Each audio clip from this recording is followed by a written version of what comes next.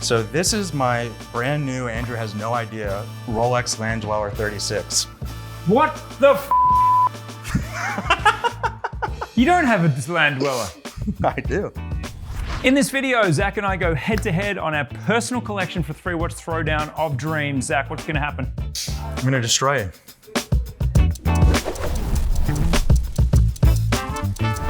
If you live in America and you're into watches, you have to check out Time+Tide. This is our new clubhouse, 460 Broome Street, Soho, in an emerging watch district. There's so many shops around here, but nothing like this. We're one level up above the street. It's super serene and calm. We have all the impossible to get watches from the internet here, as well as events and launches. Brands like Studio Underdog, Furlan, Marri, Serica, Baltic, Christopher Ward, all the brands you've seen on your watch-loving friends' wrists are here to try on and to buy. And in the city that never sleeps, we don't either. We're open 7 days a week from 11 a.m. to 7 p.m. So come on down to Time+Tide New York, 460 Broome Street, 11 a.m. to 7 p.m. We'll see you at Time+Tide New York. Zach. Andrew. Do you want to hear something absolutely wild? Tell me. You're not going to believe this. You're not going to believe this. How many years have we worked together, Zach? Over 5 years. Over five wonderful years. In all those years, we have never done a collection reveal. Yeah, I've known that. I've been feeling it. I'm like, when are we gonna do this, man? And when you said you're in town, Marcus is in town, this beautiful man right here, flip it. You said, let's do it. Yeah, and I was like, well, surely we've done this. We've never done it. So these are watches from our collection. Who set the parameters? Well, I think what we've agreed on is that we're going to have just some variety, something daily, something dressy, and then just a pure wild card because we like to flex. So it is a 3-watch throwdown. This is the 3-watch throwdown, which I watched the Fred Savage one again, and I kept saying 3-watch showdown because my brain just is weird like that. 3WT, 3-watch throwdown, but Zach, being Zach, wanted this to be apples to apples, like a punch-on where it's sort of the right weight division-ish. Is that fair? Yeah, just having some categorical structure. Yeah. That's how I always think about things in my personal collection. So even for a 3-watch curation, I'm thinking the same way. And I set a provision. Zach set me one and I said, no shilling from our shop. Ladies and gentlemen, I know we do that. Yes, it's strategic. Yes, it's necessary. We have a shop. It's very expensive. Time and bribe. Time and bribe. We have a shop. We are a commercial entity. We occasionally need to sell a watch to keep this wonderful show on the road, but not today, because these are watches that we've invested our hard-earned in. We have no stake in these brands, apart from the ones on our wrists. Actually, should we do a wrist check? Yeah, let's do a wrist check. Speaking of 5 years, I'm wearing my Furlan Marri Disco Volante Onyx diamonds. And the reason I'm wearing this is because this was actually a gift from Andrew and the team to me for my 5-year anniversary with Time+Tide. I hope we've got some footage of this. There is a very funny memento of the moment this was handed to Zach because we're standing in London, a couple of beers in, I think it's fair to say. Yeah, a couple whiskeys. It was a wonderful celebration moment at Time+Tide London. I can't remember which one. We've actually had so many. And I had spoken to my executive team and we were like, we're giving Zach a present. We're giving Zach a special present. And we didn't have the watch, so I handed you a printout of the watch, like a photocopy of the watch. And then everyone joked that was the present. And then I called Andrea from Furlan and said, hey, I just gave Zach the Onyx with diamonds. And he was like, no, you didn't, because we don't have any of those. So I had to really, I won't tell you what I did to get that watch, but I'm glad it's on you. Well, I'm really glad it's on me as well. And I wish we could stock that. Like, we're going to get B-roll of this beautiful thing. I can't tell you, Furlan's always been known as a brand that like really delivers value. But for me, this watch, even though it's at the higher end of their catalog, still really exemplifies that. To have lab-grown diamonds on an Onyx style with a 7001 hand-wound movement that is hand-finished, which I was very skeptical about. I saw the press release. I'm like, all right, where's the poop? Let's have a look. Show me again. But I mean, looking at the movement, the beveling, particularly for the price point, is just phenomenal. So you might notice I'm a little over-caffeinated today. I'm a little excited. That's because we've been open like 5.5 days in New York, and I'm feeling it. I'm feeling how much you love that we're here.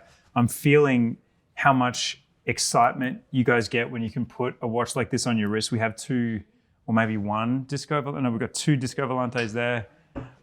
And they are one of those watches where you pick it up and you go, oh my God, I didn't know that this is, do we call this like an elaborate grade? Is that what we're calling this? Or did they do it themselves? I think it's an elaborate grade. I think they just pay that extra amount to have the watch finished. Yeah, no, I think the finishing was done by Furlan Marri or a team that they've worked with. But I mean, it's really top notch, the finishing on that movement. And great case size. It looks so good. I have not seen it on you, and I was starting to think, do you actually like that watch? No. It's actually my brother's girlfriend's favorite watch of mine. Is that right? Yeah. Okay. Shout out Lauren. I am wearing, look, I am going to get my one little sort of shop mention out of the way. This is the Norqain Wild One 39 in this very, to me, pleasing lavender tone. And I think these kind of pastel-y tones, like your beige, your sage from Rolex, your lavender, is just where I'm at with tones. I like it. Yeah. I like the mint, which is this very pleasing sort of, again, they kind of look like sorbet tones. They've got this slight sort of translucency to it, or there's just something that it just looks like ice cream. The tone's really just, and look, he's Mr. Workout. I clearly could go to the gym a bit more, but it really matches that sort of like workout attire, like pastel of Pantones. Yes, you know? it does. It actually really does. And it's kind of in that perfect no man or woman's land between gendered watches. Like it is truly absolutely unisex. I can't think of many watches that fit the bill of a unisex watch quite like this. Obviously, the Wild One Turquoise has been on a lot of adventures with me. It was my most worn watch of 2024, I think it was. I couldn't take it off. I think I had that on my Teddy video. I can't remember. But yeah, it's a killer, and I want to do this reveal today with the Wild One on. Yeah, all right. And that is the one watch that we have in stock. We have Furlan in stock. Sabia Rosses are gone for the moment, but I'm sure we'll get more. So check it out. I think I should kick things off with the daily category. 3-watch throwdown. 3-watch throwdown. Let's go. Daily. So, is that the donuts? Yeah. So the donuts are going to be our dailies, but you know, spoiler alert here. Andrew was aware of the watches that I was going to bring today because we meant to do this in the shoots when we were doing this with George and Sean, all the guys, but I wanted to make sure we got them first. You know, save the best for last, maybe. Mm-hmm. But I haven't heard why, and I have some comments. So this is actually a good thing. I think this is going to make for a better throwdown because I've preloaded all of my So, I mean, all of these watches are very meaningful to me, and I think you know why this Rolex is very meaningful to me. Mm-hmm. So I'm going to pull it out. So this is my brand new, Andrew has no idea, Rolex Land-Dweller 36. What the You don't have a Land-Dweller. I do.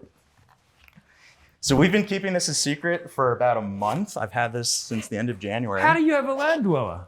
Some watches had to leave the collection, including the famed Datejust. Yeah. So I'm not. Zach has a Land-Dweller, Marcus? You knew this. Yep. We've been keeping this a secret for you for a very long time. When we were fiddling around with the categories for the shoot today, I was like, no, we can't change too much. But yeah, so I've got to get this guy's salary under control. No. 4 watches left the collection to make this happen. But I think a lot of people might be wondering who know me.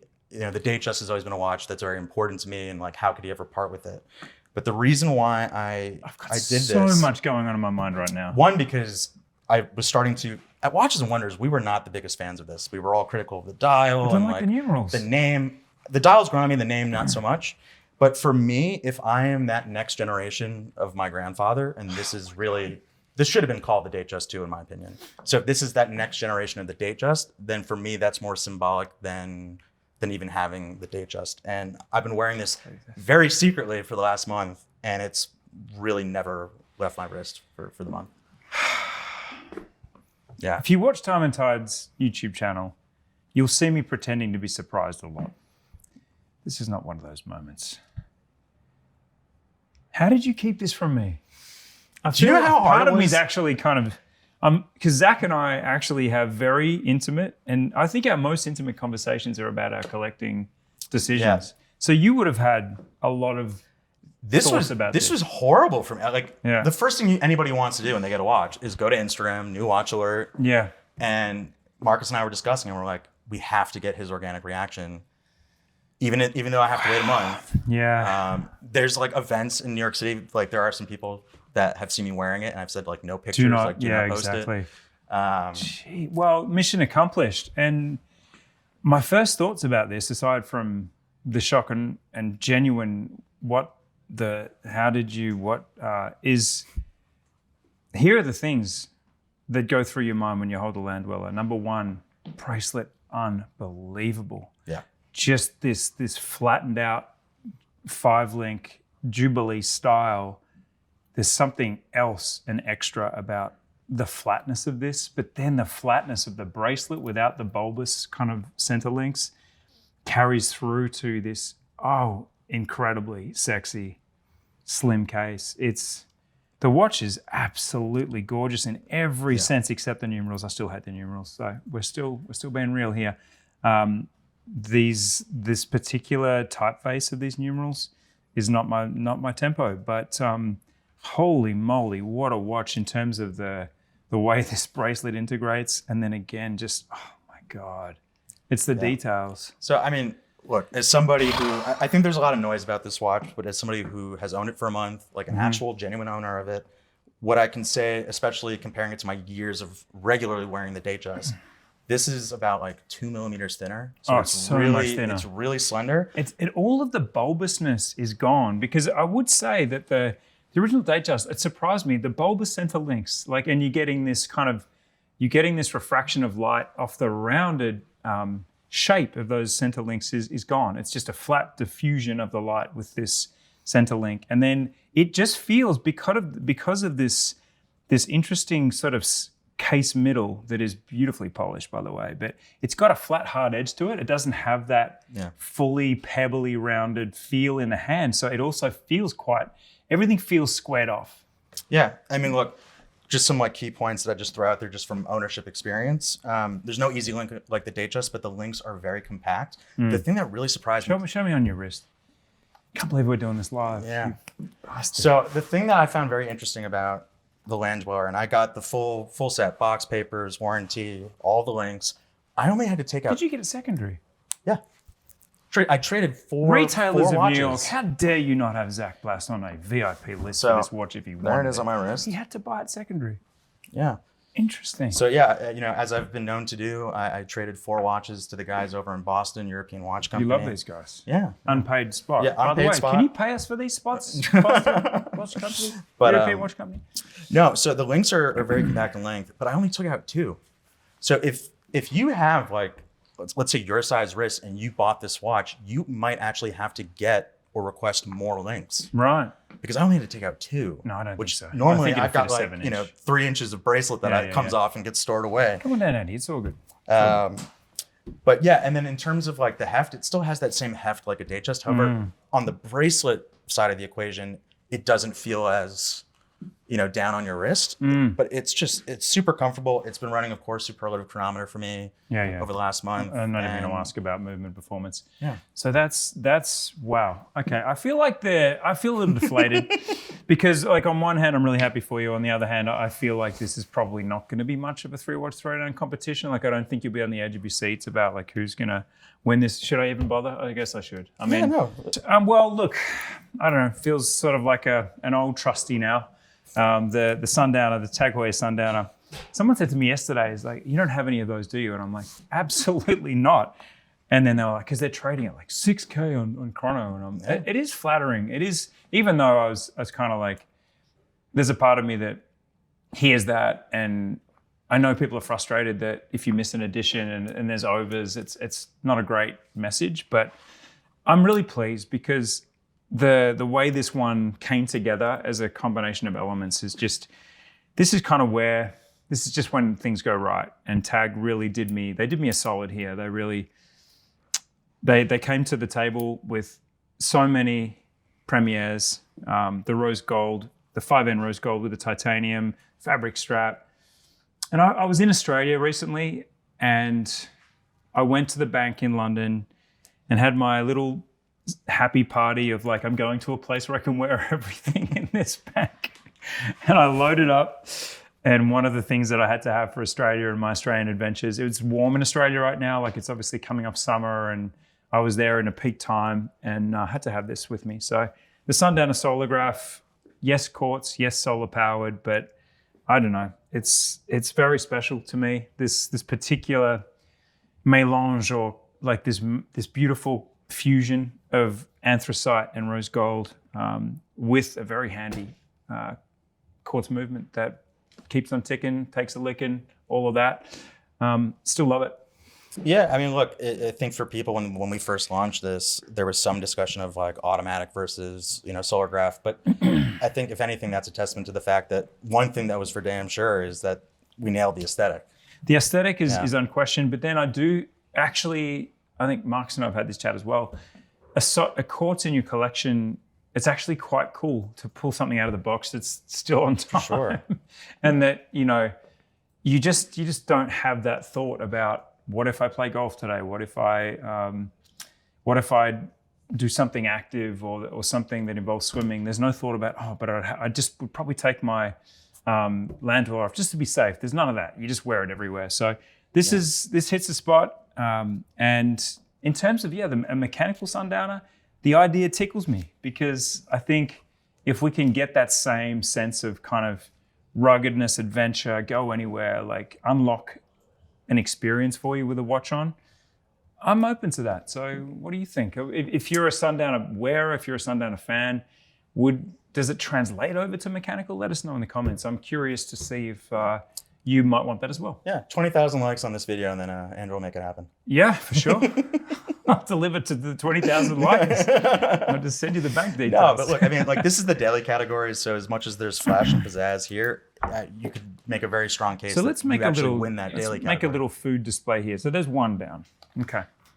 And you have to take the Land-Dweller off now, unfortunately. Yeah, fine. Yeah, fine. cool. Hate to do it. Well, I'm going to go first now with mine. Which one's which again? So you're going to go dress here. Okay, dress. So my dress watch for the 3-watch throwdown, it's a surprise to not many people. It is the Cartier Tank Automatic from 2025. And this is, again, a case of drinking the Kool-Aid can get your bank account a little drunk to a point where it makes a decision that you weren't really on board with at the time. I ordered this after doing all the launching sort of malarkey with Cartier at Watches and Wonders with my beloved friend and extraordinarily good-looking co-host, Eleanor Picciotto, from A Matter of Time.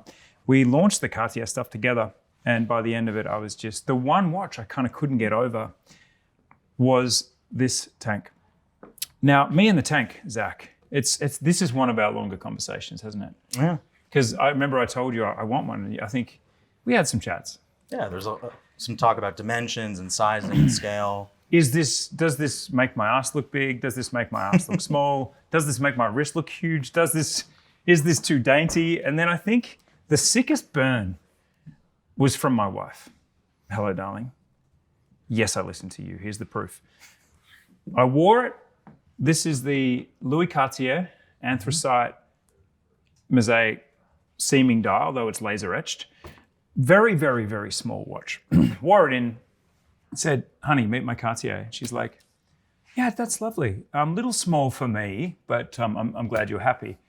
And it was just one of those daggers where I was like, I always loved wearing it, and I kind of loved even seeing pictures of me in it because it just looked so small that it made me look enormous.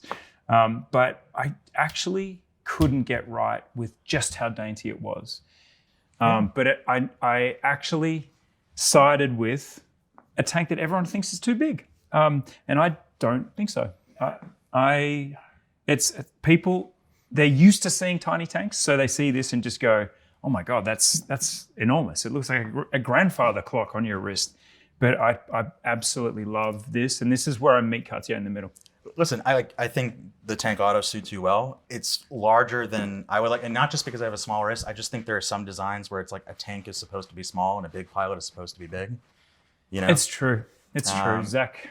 With the wisdom there, I can't argue with that. We've seen Muhammad Ali wearing, that original size 23 by 30 tank watch. Yeah, and it's like if he can do it, you could have done it. Okay, the other thing that I am old. I am quite old. I'm approaching a half century.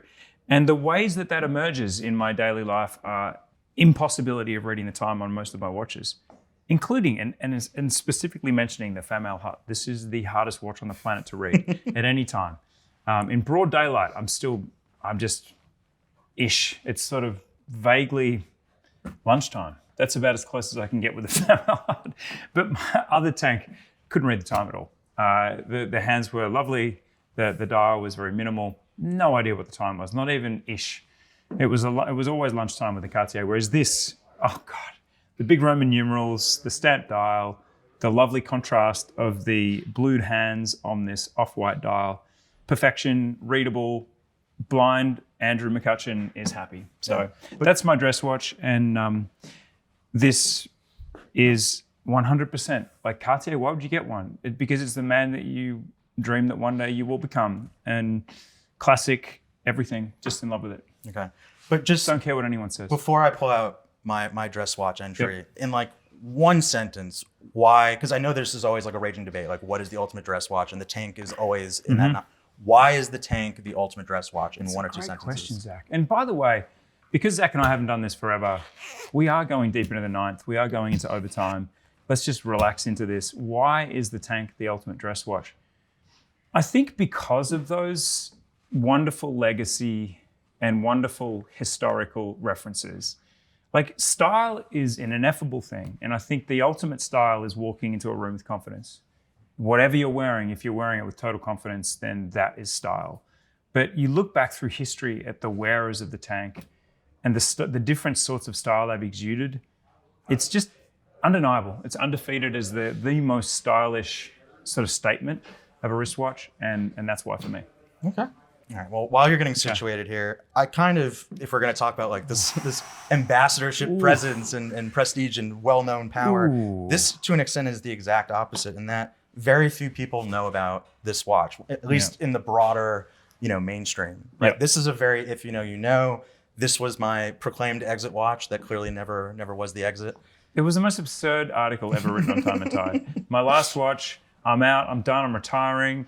It was kind of like a marriage that none of us believed in. I was like, well, I believe in the fact that you're going to continue to see each other, but you're going to keep seeing other people. So look, at the very least, I feel very confident saying like, this was my pinnacle. This was my like grail level watch. For me, this was, the Japanese Philippe Dufour simplicity that I can never buy. And I'm not saying that this was an alternative to, this is the watch I wanted. I got very lucky that I was able to get it at Loop This. It just went up for a good price.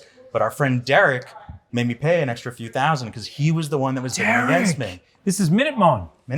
Damn. So when we caught up with each other later, he saw me wearing this. He's like, "It was you," and I said, "It was you." You could have saved each other some bucks. Yeah. So we got to collude better next time, Derek. Yeah. Right? But look, so the reason for me that this is an ultimate dress watch is because you in a sense of timelessness, like the Cartier, you have this very crisp porcelain white dial, and then you have this subtle artistry that as a watch nerd, every time I look at it, it never gets old and it just gives me so much joy. Give me that. So on two fronts, right? One, you've got the painted indices logo.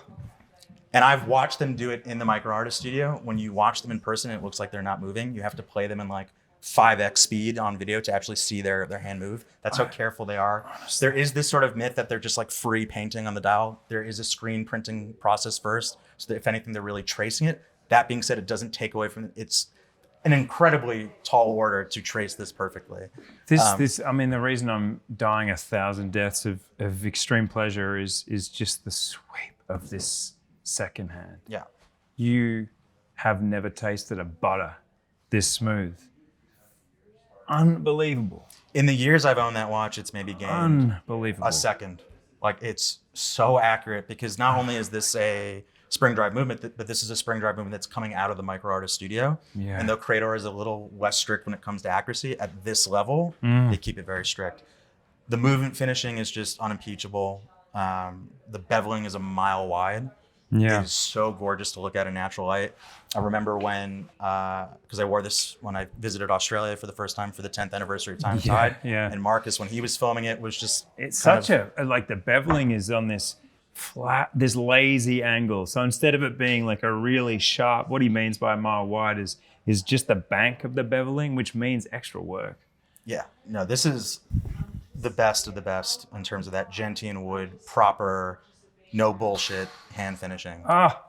Hopefully there's B-roll of that's making your eyes roll like mine are.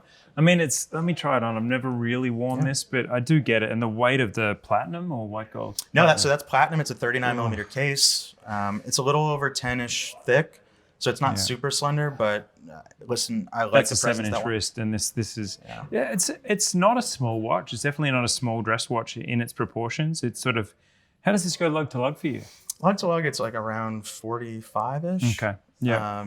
But it works. It works. It has presence, but because that lug to lug isn't too overbearing, and the lugs are curved, it fits great even on my small wrist. And I do have to give Zach all the flowers here, because even though the Land-Dweller puts him firmly in the hypebeast category, Zach is anything but. Anyone that knows Zach's collection and collecting sensibility, he's just running his own race. Yeah, I mean, look, for me, if this watch, as much as it might not seem like it on the surface, is really still that familial connection, my grandfather, next generation, so I'm the next generation of that watch with this watch. And of course, I just love the new movement and all that. This watch for me embodies everything that I love about the artistry and techniques of horology, of that high end, because owning this really just makes me feel very proud, but not boastful. Yeah. No, you're I feel not safe at all. Wearing this anywhere. It's you're not boastful, because again, I one of the phrases I loathe is "if you know, you know."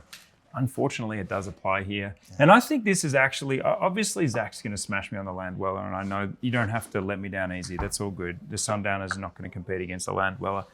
This is a beautiful thing, and I think both of these exemplify why dress watches are a maturation of your collector journey. Marcus, how many dress watches have you bought? One. Yeah, one, an Echo Neutro. Yep. So it's deep in the game that you start, but it's such a satisfying moment to wear a dress watch and just go,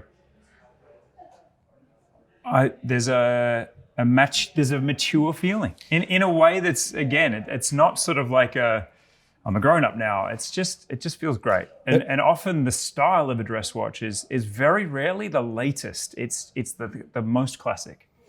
There is a maturity when it comes to having dress watches in your collection, not because it's more formal or it's more mature to wear, but because you actually have to be a bit more precise and strategic about, I'm bringing this dress watch in my collection because I'm going to wear it in these occasions, these occasions, these occasions. With a daily wearer like this, you can wear it any time. Like, there's no risk other than it being like, no, but like these are precious watches that are a bit more fragile, so you have to be strategic in terms of, also that. And more expensive. And there's no, like, I go out to a black tie event, there's no chance I'm jumping in the pool. Well, there's less chance these days because I'm more sensible than I was as a 20-year-old, because a black tie function would often mean I'd jump in the pool when I was in my 20s and 30s. A little bit different now, but certainly I wouldn't jump in a pool with this. At this point in my collection, because I've sort of recognized that, like, I don't need to have 10 different watches as a daily for these sort of, like, if I'm playing tennis or whatever, like, that's a way too wildly romantic sort of sense. Would you wear tennis? Would you play tennis with this? No, because I'm not Roger Federer, and I'm not somebody where if the movement all of a sudden stopped or whatever, that I can just... Which, by the way, you can see through the back, which is, is it the Dynapulse escapement? This is a pretty cool addition here, being able to see through the case back of your Land-Dweller, which is a point you didn't even mention. There's a lot going on with that watch. Yeah. No, that was an obvious draw of having that watch as well. Yeah. Just the movement itself, being able to look at it is a bonus. I mean, the movement finishing, this is industrial finishing on that watch. Yeah. If you want to see the difference between craft that'd and be cool. Marcus, split screen. You look at the Rolex movement versus the Credor movement, and you'll understand that sense of difference. Okay, Zach. Yeah. I'm going to lead with a wild card. I did promise that I wouldn't shill too much, and I'm going to break that promise again, because Toledano Chan is a brand that I saw them break like a brutalist explosion on social media, and I was so confounded by this. I was attracted to it, but I was revolted by it. Yes, I meant that, Phil. I did see the Cybertruck illusions, even though I knew it was based on the window at the Whitney. And I just was sort of so affronted by this, but I wasn't originally drawn to it. But then I met Phil, and he had the B1 on his wrist, and I tried it on, and I felt this jolt through my body of like, what the hell is that feeling? And it was pure adrenaline and excitement to see this incredibly impressive watch in the metal. And that's what the shill is. You want to come and discover this brand? Come to New York, come and see this brand on the wrist, because all of those architectural images of the watch, they give you nothing of its on-wrist feeling and this strangely ergonomic and sort of locked-in feeling that it has when you put it on. This is among my most comfortable watches, despite it being quite sharply finished. It is not something that has the feel of a Rolex object, which has this, even though you have multiple finishings on this bracelet, it feels really very lovely under the finger. This is very different in the sense that you get these sharp facets and angles, but you feel it in the finishing. However, it is superbly comfortable on the wrist and none of that sharpness, unlike, I would say, my Audemars Piguet 50th anniversary Royal Oak chronograph. It spears you from every angle with its light reflections, but you pay for that in the comfort. The comfort is not there compared to the Toledano Chan. So this is my wild card. I was there when you first got it sized. I mean, I wasn't with you at Chen's, but like I saw you right after you had got it sized. And it was the first time you were wearing it, but perfect for your wrist. Yeah. And I could tell from your expression, like I've known him for some time, so I can see these sort of micro expressions as he's looking at the watch and going, I could tell how genuinely happy you were with it. It's just, we seek excitement. We do seek novelty as seasoned watch lovers. We want something genuinely different. And my pitch to you is that you can come and try this now in New York. You can come and try this in London, in Melbourne, and just do it. Just come and try it, because this completely jolted me out of a sense of wonderment, but horror, into something that made me just go, Phil, if I can buy this watch, please give me the pleasure. And he did. He gave me the pleasure. And then since then, he gives me so much pleasure with just knowing Phil. He is the greatest adversary that I maybe have ever had in terms of someone who can banter with the best of them. So it's a joy to know Phil. He's very serious, and the integrity that he has around what he's trying to do with Toledano Chan and how utterly unbearably impossible he is with the details. Like the fact that he'll show me a prototype of like a malachite fully brushed version that he then says we should, but he then says, and that'll never happen. So he's agonizing to work with, but I kind of trust his decisions. And this is one of the watches that just, you stop your opinions if you haven't had this on the wrist. If you've had it on the wrist and you hate it, I'm keen to hear why. And I know it's an aesthetic thing, but this is my wild card. This is the ultimate wild card. This is an unbeatable wild card. So whatever you got in there, I'm not having it, because in some ways I'm going to concede this round. I think this is really close, but I actually think I might bring it home here. What do you think? Are you with me? Do you think this wild card at this point, before Zach reveals, are you feeling good about this? Are you, Punk? I never know with them. I came on About Effing Time at one time and I got destroyed in the comments for what I thought was a very well crafted.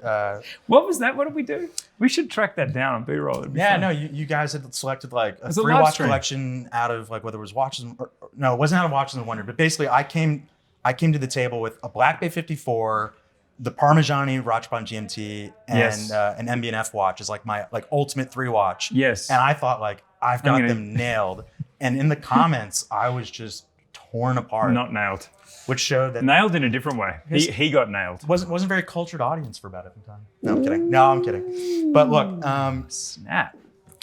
In terms of Toledano... George and Adrian, get in the comments. Help me out here. With Phil, I totally relate, or I think we totally relate to him, because there's that element of like we can seem like jesters, or a bit like... It's a bit laughs and bants on the surface, but like we really have that authority underneath. Yeah. And as much as he can make you laugh, we can not take ourselves seriously in the way we express ourselves. But if you don't think I'm deadly serious about watches, consider that my whole house is remortgaged for this space.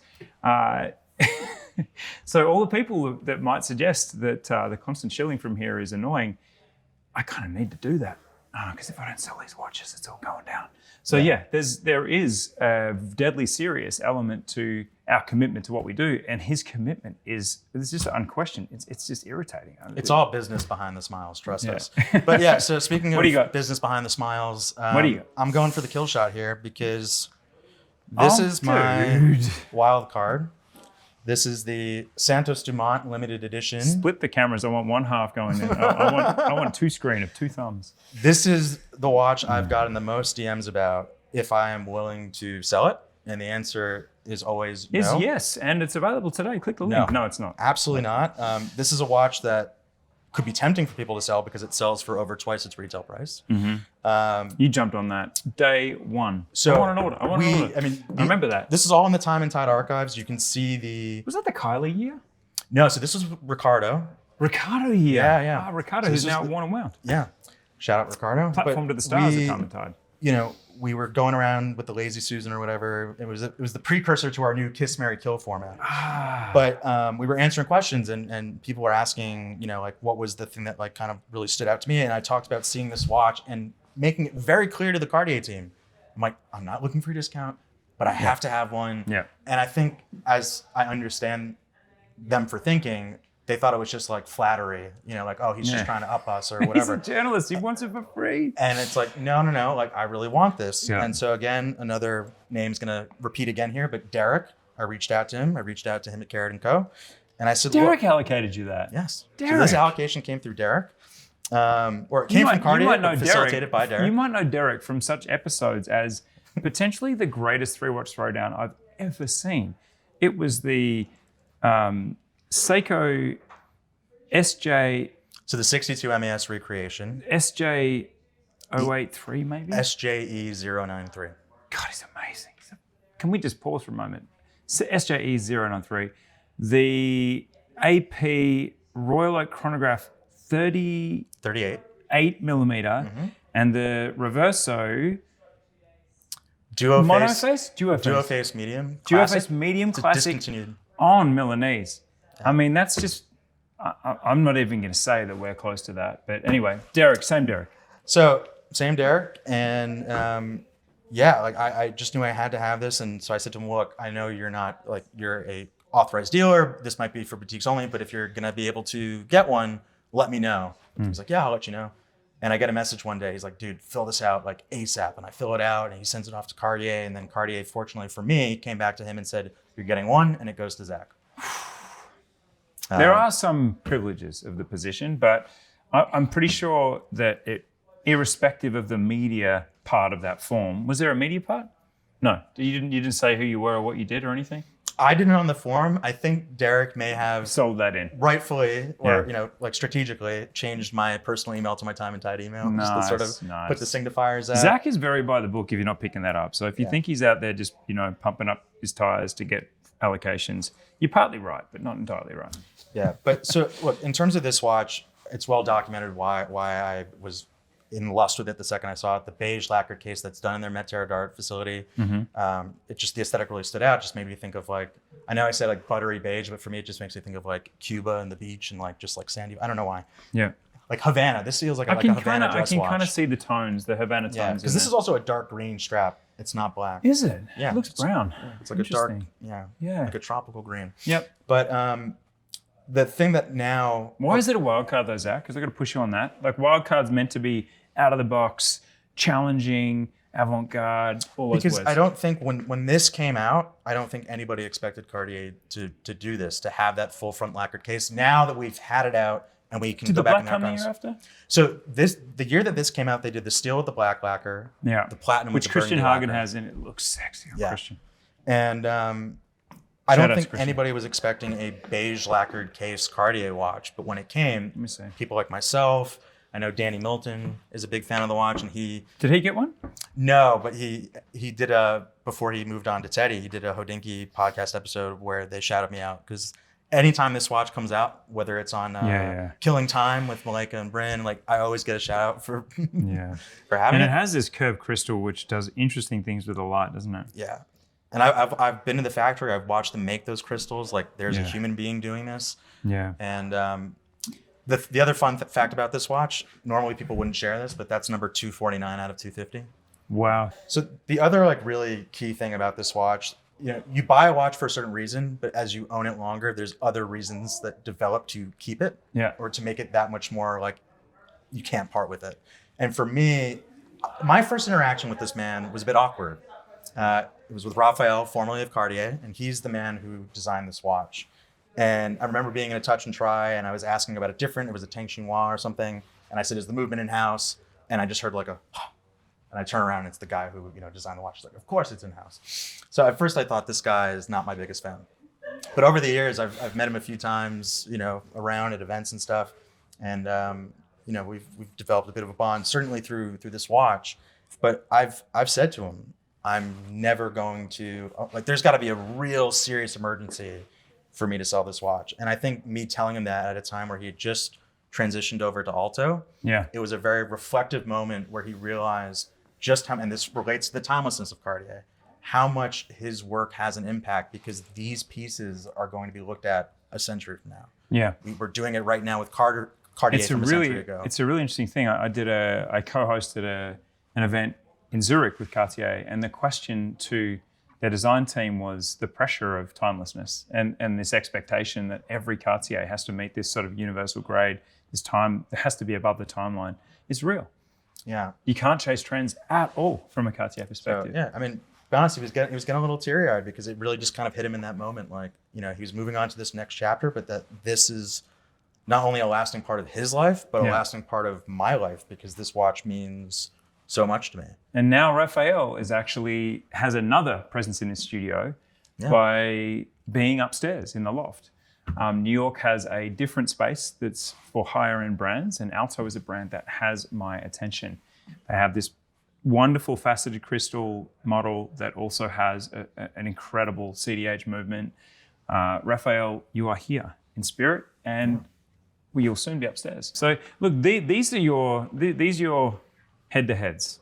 And this is a format where we like to hear the individual battles and the winners, and then the final, what is it called? Like in a boxing match, like who wins on points?